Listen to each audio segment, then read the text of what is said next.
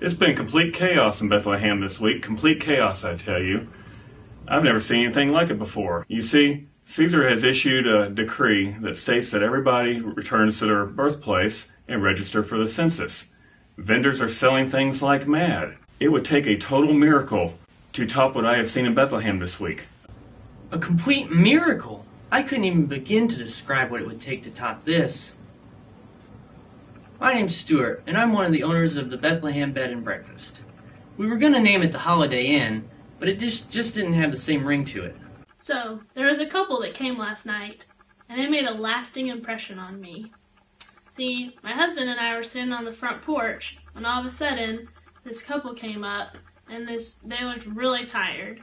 This girl was riding on a donkey, and they looked at us and they said, "We are really tired.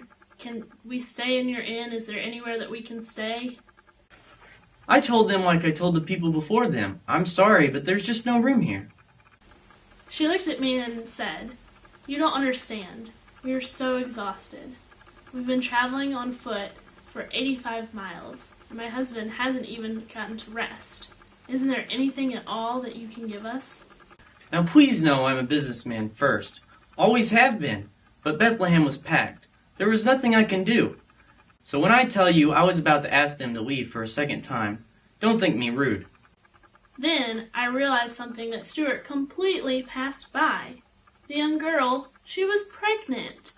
We couldn't leave her out in the cold night being pregnant. I knew right then that there had to be somewhere that we could find for them.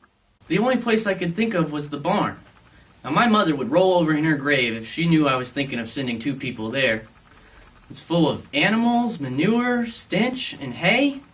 No place for 2 people. But that was the only thing I could think of. So I said to them, "You can have the barn. There's nothing else I can offer, but it's yours if you want it." They both smiled at me and said thank you. As they started to walk off, the gentleman turned around and said, "God bless you." Then he turned to his wife, smiled, patted her stomach, and then said, "Because he's about to bless us." I tell you, there was something different about them. If only you could have seen the way he treated her. The way they treated each other. It was a sight to see.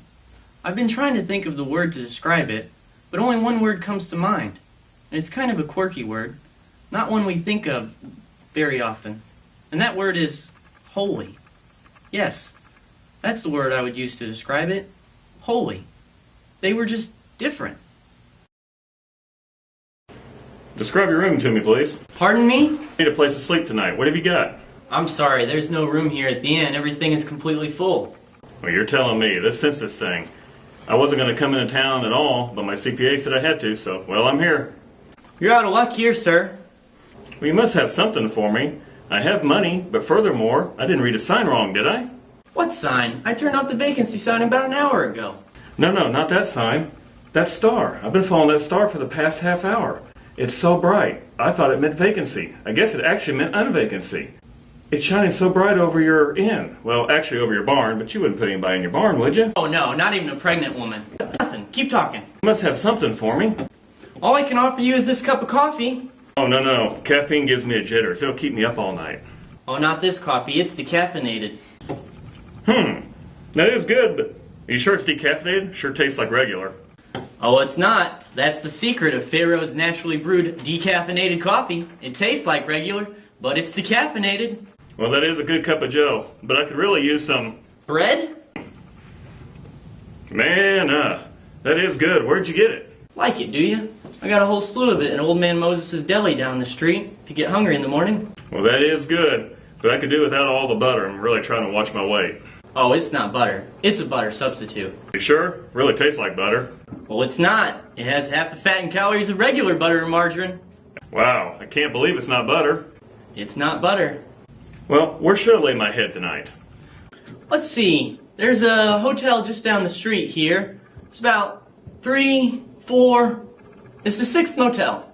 Oh, the Motel 6. I see it. The one with the lights on. Well, thanks for everything. I must be going. Merry Census. I'm sorry, what? Merry Census. I've coined this new catchphrase. Today's going to be one of the biggest days in history. Commerce will be on its feet. People will be selling all kinds of things and making all kinds of money. Merry Census. I've trademarked it and everything. I like it. Merry Census. You owe me $1. He followed that star. What if it really does have a purpose? What if that star does mean something? It does seem to be shining quite brightly on my barn. It's so big. I've truly never seen anything like it before. Now, Stuart, get a hold of yourself. There's nothing special about a star. That's just crazy.